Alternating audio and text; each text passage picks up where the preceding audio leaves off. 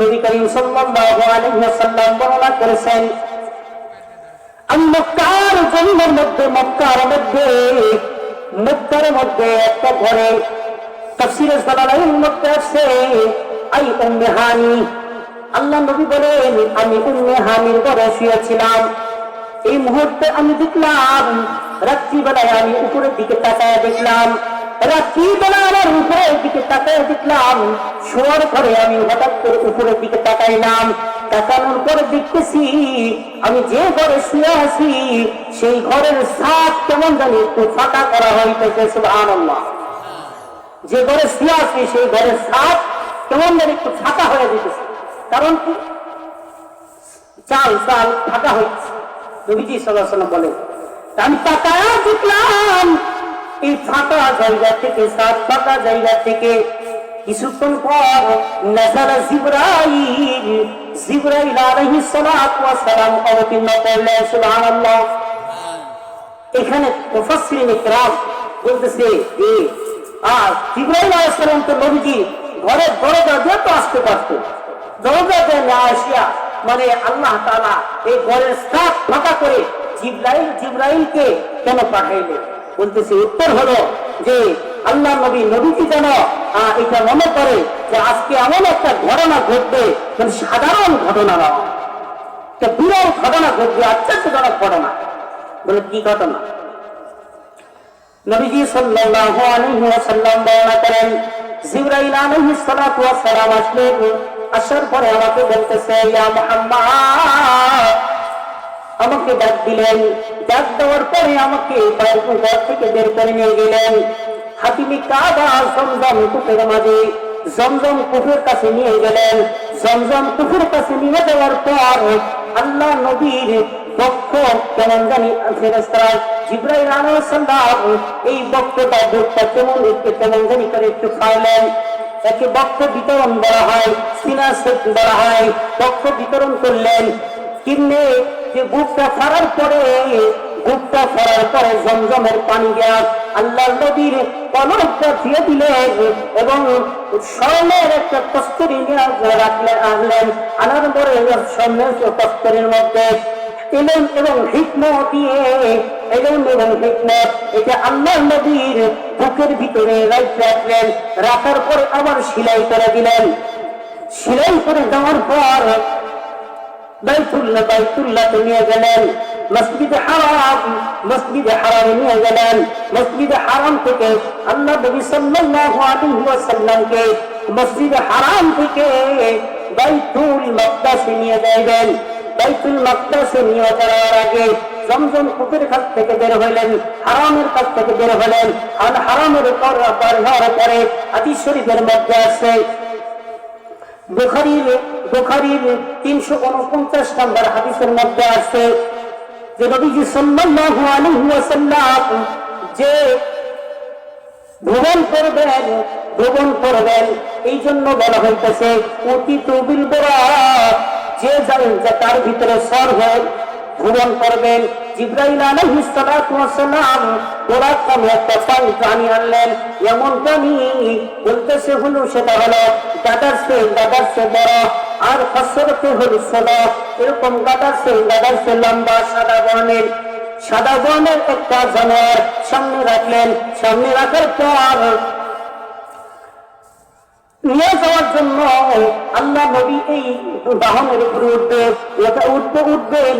এই মুহূর্তে এই ঘোড়াটা কেমন জানি একটু ছোটাছুটি করে, লাফালাফি করে, কেমন জানি ছোটাছুটি করে, লাফালাফি করে।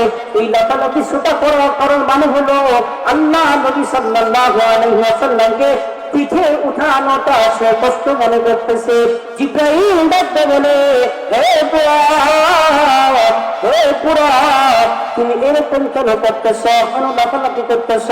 বুরাক, তুমি কি জানো তোমার উপরে আজকে কে উদ্দেশ্যর হবে? আল্লাহ রাব্বুল আলামিনের পর সৃষ্টির জগতের মধ্যে সর্বোত্তম সৃষ্টি, সর্বোত্তম মানুষ, আশরাফুল মাখলুকাত, আখিরি পয়গম্বর জনাব রাসূল আকরাম সাল্লাল্লাহু আলাইহি ওয়াসাল্লাম তোমার উপরে সওয়ার হবে। হাদিস শরীফের মধ্যে আছে এই বুরাকের কত কত গতি হয়, বলতেছে মানুষের দৃষ্টি, মানুষের যত দূর দৃষ্টি যায় এরকম বুরাকের একটা একটা এই দৃষ্টি পরিমাণ এই বুরাকের একটা একটা কদম ফেলায়। বুরাক সামনে রাখা হলেন, আল্লাহ নবী সাল্লাল্লাহু আলাইহি ওয়াসাল্লাম বুরাকে উঠলেন। ওঠার পর বাইতুল হারাম বাইতুল্লাহ থেকে হারাম থেকে বাইতুল মাকদাসে গেলেন। মাকদাসের সামনে একটা খুঁটি আছে, খুঁটি এমন একটা খুঁটি, বাইতুল মাকদাসের আসার সময় যত আম্বিয়া নবী রাসূল বাইতুল মাকদাসে আসার পর এই খুঁটির সাথে তাদের ঘোড়াটা বান্ধা রাখছে। আল্লাহ নবী বলেন যে সমস্ত নবীগুলা বাইতুল মাকদাসে আসছে তাদের ঘোড়ার লাগামটা খুঁটির সাথে বান্ধিছে। এই খুঁটির সাথে আমার ঘোড়ার লাগামটা সেখানে বাঁধলাম। বাঁধার পর আমি বাইতুল মাকদাসে দেখলাম, বাইতুল মাকদাসে ঢোকার পরে দেখি নবী আম্বিয়া আলাইহিস সালাম তারা জমা হয়ে গেছে। সেখানে 2 রাকাত নামাজ হইল। আমি নবীর ইমামতিতে 2 রাকাত নামাজ হইল। 2 রাকাত নামাজ হওয়ার পর আমি যখন বাইতুল মাকদাস থেকে বের হলাম, বাইতুল মাকদাস থেকে যখন আমি বের হইলাম তখন ফাজা আলী জিবরাইল আলাইহিস সালাতু ওয়াস সালাম بإناء من خمر وإناء من لبن। জিবরাইল আলাইহিস সালাতু ওয়াস সালাম আমার সামনে 2টা পেয়ালা আনছেন। এক পেয়ালার মধ্যে আছে মদ আর এক পেয়ালার মধ্যে হলো দুধ। আনার পর বলতেছে, ইয়া রাসূলুল্লাহ, ইয়া হাবিবাল্লাহ, আপনি এই 2 পেয়ালার মধ্যে যে কোনো একটা গ্রহণ করেন। আপনি যে কোনো পেয়ালার মধ্যে থেকে যে কোনো একটা পেয়ালা গ্রহণ করেন। আল্লাহ নবী সাল্লাল্লাহু আলাইহি ওয়াসাল্লাম বলেন, আমি এই জিবরাইলের 2 পেয়ালার মধ্যে থেকে আমি দুধের পেয়ালাটা গ্রহণ করে নিলাম। যখন আমি দুধের পেয়ালাটা গ্রহণ করলাম, জিবরাইল আলাইহিস সালাতু ওয়াস সালাম প্রশংসা করে বললেন, আল্লাহর প্রশংসা করি যে আল্লাহ তাআলা আপনাকে সঠিকটা গ্রহণ করার তৌফিক দিয়েছেন। সুবহানাল্লাহ।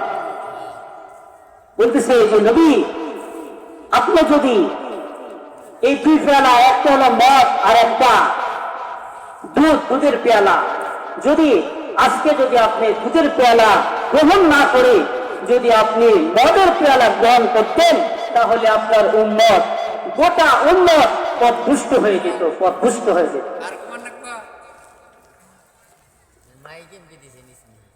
নবীজি সাল্লাল্লাহু আলাইহি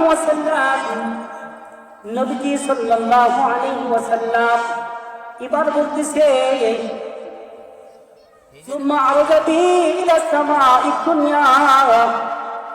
জিবরাইল আলাইহিস সালাতু ওয়াস সালাম আমাকে প্রথম আসমানের দিকে নিয়ে গেলেন।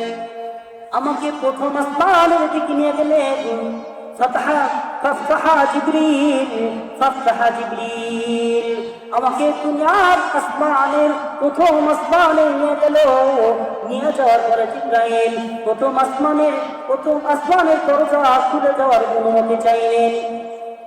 অনুমতি চাওয়ার পরে ভিতর থেকে উত্তর আসলো, ফাকিলা মান আনতা, আপনি কে? জিবরাইল আলাইহিস সালাতু ওয়াস সালাম বললেন, আমি তো জিবরাইল। আবার ভিতর থেকে আওয়াজ আসে, ফাকিলা মান মাকা, আপনার সাথে যে আছে সে কে? قال محمد رسول الله صلى الله عليه وسلم। জিবরাইল আলাইহিস সালাতু ওয়াস সালাম উত্তর দিলেন, আমার সাথে যে সে হলো আখিরি পয়গম্বর জনাবে মুহাম্মদ রাসূলুল্লাহ সাল্লাল্লাহু আলাইহি ওয়াসাল্লাম। ফাকিলা কদ উরসিলা ইলাইহি, জিবরাইল আলাইহিস সালাতু ওয়াস সালামকে আবারও বলা হলো, আপনাকে কি তাকে আনার জন্য পাঠানো হয়েছে? জিবরাইল আলাইহিস সালাম এবার উত্তর দেয়, ক্বালা কদ উরসিলা ইলাইহি, হ্যাঁ আমাকে তাহাকে পাঠানো বা তাহাকে নিয়ে আসার জন্য পাঠানো হয়েছে। আল্লাহ নবী সাল্লাল্লাহু আলাইহি ওয়াসাল্লাম বলেন, আমাদের জন্য প্রথম আসমানের গেট খুলে দেওয়া হলো। সুবহানাল্লাহ। এখানে একটু শিক্ষার বিষয়। আপনারা যদি মনোযোগ সহকারে কথাগুলো শোনেন, তাহলে আমলের নিয়তে যদি শোনেন, তাহলে অবশ্যই অবশ্যই আমলের কিছু থাকবে ইনশাআল্লাহ। অবশ্যই আমি যে কথাগুলো বলতেছি মন করা কথা নয়, এই বানাটি কোনো কথা নয়, কোনো কাওয়ালি নয়। আমি হাদিস থেকে, কোরআনের তাফসীর এবং হাদিস থেকে আমি বলতেছি যে এই জমিনের মধ্যে ঊর্ধ্ব আকাশে উপরে যত ফেরেশতা মানুষ আছে, সর্বশ্রেষ্ঠ মানুষ হলো আশরাফুল আম্বিয়া সাইয়্যিদুল মুরসালিন। মানুষের সৃষ্টি জগতের সর্ব সম্মানিত মানুষ হলো আমাদের নবী, আমার আপনার নবী মুহাম্মদুর রাসূলুল্লাহ। এরপরে ফেরেশতাদের মধ্যে সর্বসম্মানিত ফেরেশতা হলো হযরত জিবরাইল আলাইহিস সালাতু ওয়াস সালাম। বলতেছে যে এই দুজনে ঊর্ধ্ব জগতে যাইতেছেন, উপরের দিকে উঠতেছেন। আসমানের 7টা আসমান তালা আছে, এই আসমানের গেট আছে, এই গেট খুলতে তাদের পারমিশন লাগতেছে, অনুমতি চাওয়া লাগতেছে। এমনি যাওয়া যাইতেছে না, বলতেছে তাদেরও অনুমতি লাগতেছে। একটা বুঝায় যে দুনিয়ার মধ্যে যে যত বড় হোক না কেন, সম্মানিত মানুষ হোক না কেন, একজন যদি আরেকজনের বাড়িতে যায় তাহলে এমনি এমনি ঢোকা যাবে না। বাবা দিয়া অনুমতি নিয়ে ঢুকতে হয়। কি নিয়ে ঢুকতে হয়? অনুমতি নিয়ে ঢুকতে হয়। অনুমতি নিয়ে ঢুকতে হয়। আপনাদের কি খারাপ লাগতেছে? একটু জিকির করি লা ইলাহা ইল্লাল্লাহ। একটু আগায় বসি, একটু চাপ দিন, একটু আগায় বসি, মজমাটা ভালো দেখা যাবে। লা ইলাহা ইল্লাল্লাহ, লা ইলাহা ইল্লাল্লাহ, লা ইলাহা ইল্লাল্লাহ, লা ইলাহা। জবান খুলে বলি লা ইলাহা ইল্লাল্লাহ, লা ইলাহা ইল্লাল্লাহ, লা ইলাহা ইল্লাল্লাহ, লা ইলাহা ইল্লাল্লাহ, লা ইলাহা ইল্লাল্লাহ, লা ইলাহা ইল্লাল্লাহ, লা ইলাহা ইল্লাল্লাহ, লা ইলাহা ইল্লাল্লাহ, লা ইলাহা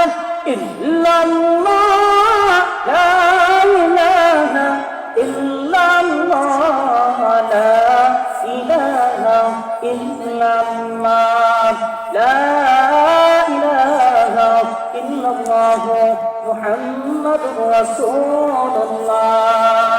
জবান খুলে বলি সাল্লাল্লাহু আলাইহি ওয়াসাল্লাম। তাহলে বলতেছি যে জিবরাইল আলাইহিস সালাম আল্লাহ নবীকে নিয়ে প্রথম আসমানে গেলেন, অনুমতি চাইলেন, দরজা খোলা হলো। এবার বলতেছেন আল্লাহ নবী সাল্লাল্লাহু আলাইহি ওয়াসাল্লাম বলেন ফাইদা আনা বিআদাম, প্রথম আসমানে ঢুকলাম, প্রথম আসমানে ঢুকে দেখলাম ফাইদা আনা বিআদাম ফারহাবা বি ওয়া তাআলি বিখাইর।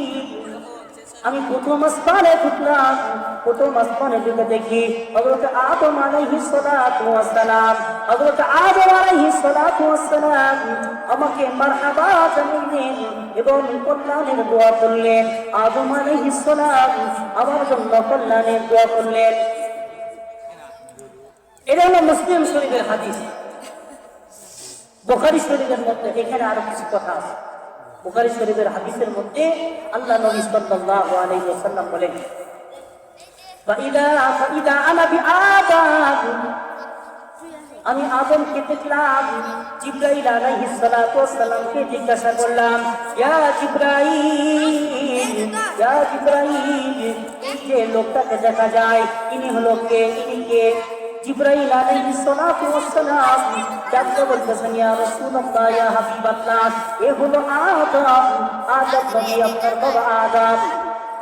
আদম আলাইহিস সালাতু ওয়াস সালাম জিবরাইল আলাইহিস সালাতু ওয়াস সালাম আরো বললেন, ইয়া আল্লাহ রাসূলুল্লাহ, ইয়া হাবিবাল্লাহ, আদম আলাইহিস সালাতু ওয়াস সালামের এই যে আপনি ডান পাশে কিছু সন্তান দেখতেছেন, বাম পাশে কিছু সন্তান দেখতেছেন, ইয়া রাসূলুল্লাহ, ইয়া হাবিবাল্লাহ, এই যে আদম আলাইহিস সালাতু ওয়াস সালাম যখন মাঝে মাঝে দেখা যায় আদম আলাইহিস সালাতু ওয়াস সালাম ডান দিকে সন্তানের দিকে তাকাইয়া মুস্কি মুস্কি করে হাসে, রহিকা রহিকা হাসে।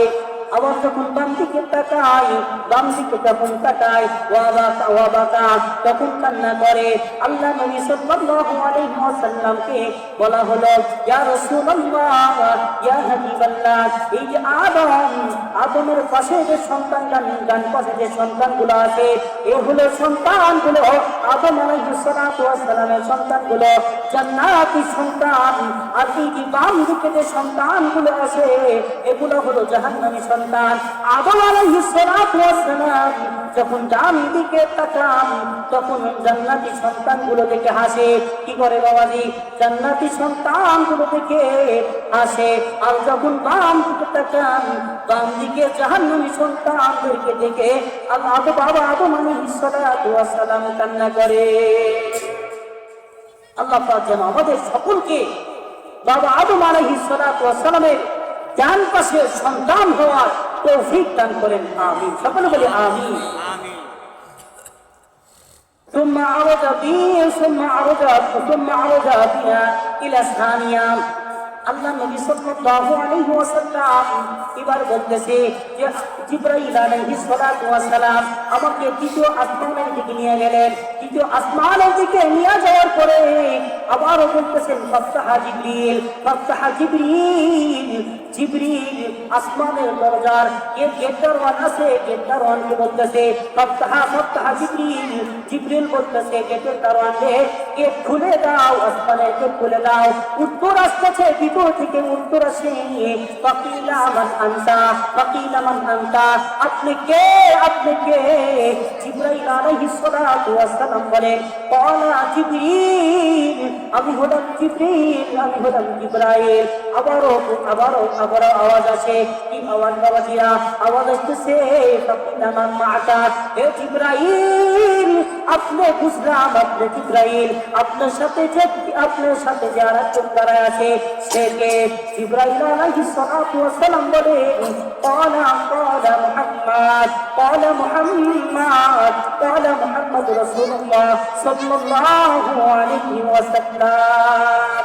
জিবরাইল আলাইহিস সালাতু ওয়াস সালাম উত্তর দিলেন, আমার সাথে যে দাঁড়ায় আছে, আমার সাথে যে আছে সে হলো মুহাম্মদ রাসূলুল্লাহ সাল্লাল্লাহু আলাইহি ওয়াসাল্লাম। আবারও আওয়াজ হয়, আবারও আওয়াজ আসে, ফাকিলা কদ বুইসা ইলাই, আপনাকে কি তাহাকে নিয়ে আসার জন্য পাঠানো হয়েছে? উত্তর হয়, জিবরাইল আলাইহিস সালাতু ওয়াস সালাম উত্তর বলেন, কদ বুইসা ইলাই, আমাকে তাহাকে নিয়ে আসার জন্য পাঠানো হয়েছে। আল্লাহ নবী সাল্লাল্লাহু আলাইহি ওয়াসাল্লাম বলে, আমাদের জন্য আসমানের দরজা খুলে দেওয়া হলো। সুবহানাল্লাহ। দ্বিতীয় আসমানে গেলাম, একই অবস্থা। বলতেছে গেটে আসমানে, প্রথম আসমান থেকে দ্বিতীয় আসমানে গেলাম, ওইখানে আবার পারমিশন লাগে। জিবরাইল আলাইহিস সালামকে পারমিশন দেয়, বলা হয় যে আপনাকে কি তাকে নিয়ে আসার জন্য পাঠানো হয়েছে? আল্লাহ নবী যাইতেছে উপরে আল্লাহর সাথে দিদার করার জন্য, তারও অনুমতি লাগছে। আল্লাহ নবী সাল্লাল্লাহু আলাইহি ওয়াসাল্লাম বলেন, আমাদের জন্য দরজা খুলে দেওয়া হলো, আমাদের জন্য আসমানের গেট খুলে দেওয়া হলো।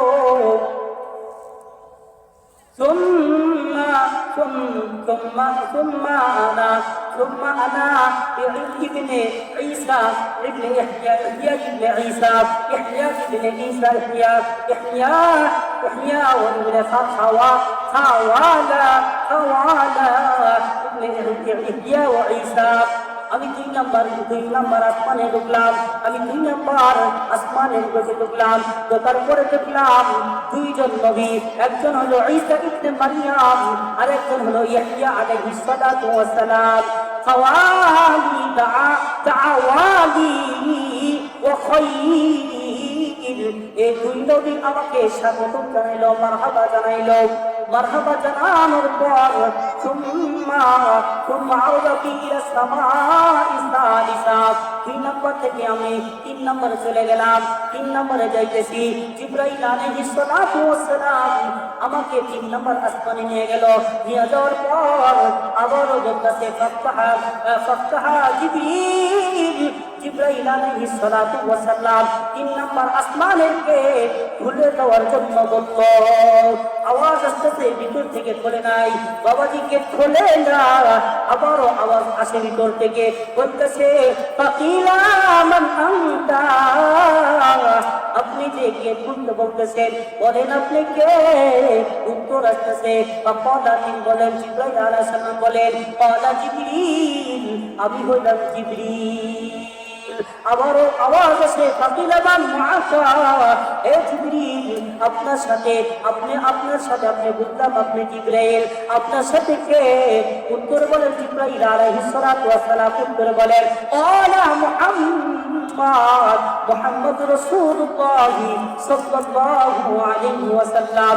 জিবরাইল আলাইহিস সালাতু ওয়াস সালাম বলতেছেন আমার সাথে হলো মুহাম্মদ আখির পয়গম্বর। ভিতর থেকে আবার আওয়াজ আসে ফাকিলা কদ বুইতা ইলাই, আপনাকে কি তাহাকে নিয়ে আসার জন্য পাঠানো হয়েছে।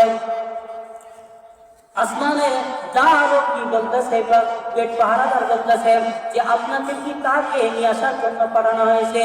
জিবরাইল আলাইহিস সালাতু ওয়াস সালাম এবার উত্তর দিলেন কত বুইতা ইলাই, আমাকে তাকে নিয়ে আসার জন্য পাঠানো হয়েছে। সুবহানাল্লাহ। এবার নবী আকরাম সাল্লাল্লাহু আলাইহি ওয়াসাল্লাম বলেন ফাফতাহ লানা, আমাদের জন্য আসমানের দরজা খোলা হলো। 3 নম্বর আসমানের দরজা খোলা হলো। 3 নম্বর আসমান যখন খোলা হলো, ফাইদা আনা ইউসুফ আলাইহিস সালাতু ওয়াস সালাম। 3 নম্বর আসমানে ঢুকে দেখলাম হযরত ইউসুফ পয়গম্বর আলাইহিস সালাতু ওয়াস সালাম 3 নম্বর আসমানে। সুবহান। 3 নম্বর আসমানে ঢুকে দেখি যে ইউসুফ আলাইহিস সালাতু ওয়াস সালাম, ইউসুফ আলাইহিস সালাতু ওয়াস সালামকে দেখলাম উতিয়া শাকরুল হাসান, বলতেছে উতিয়া শাকরুল হাসান। ইউসুফ আলাইহিস সালাতু ওয়াস সালামকে দেখলাম যে ইউসুফ আলাইহিস সালাতু ওয়াস সালামকে আল্লাহ রাব্বুল আলামিন সৌন্দর্যের অর্ধেক সুন্দর দিয়া হযরত ইউসুফ আলাইহিস সালাতু ওয়াস সালামকে বানাইছেন। সুবহান। ইউসুফ পয়গম্বর এত সৌন্দর্য অর্ধেক সৌন্দর্য দিয়া ইউসুফ আলাইহিস সালাতু ওয়াস সালাম বানাইছেন আল্লাহ। ইউসুফ আলাইহিস সালামের কত সুন্দর ছিল, এখন আমাদের নবী কত সুন্দর না বলে আবার খারাপ লাগবে। একটু বলি, বুখারী শরীফের মধ্যে তিরমিজি শামাইলের মধ্যে হাদিস সাহাবী রাদিয়াল্লাহু তাআলা বর্ণনা করবে। বুখারীর মধ্যে বলতেছে যে আমার নবী সাল্লাল্লাহু আলাইহি ওয়াসাল্লাম কত সুন্দর ছিলেন, যে সমস্ত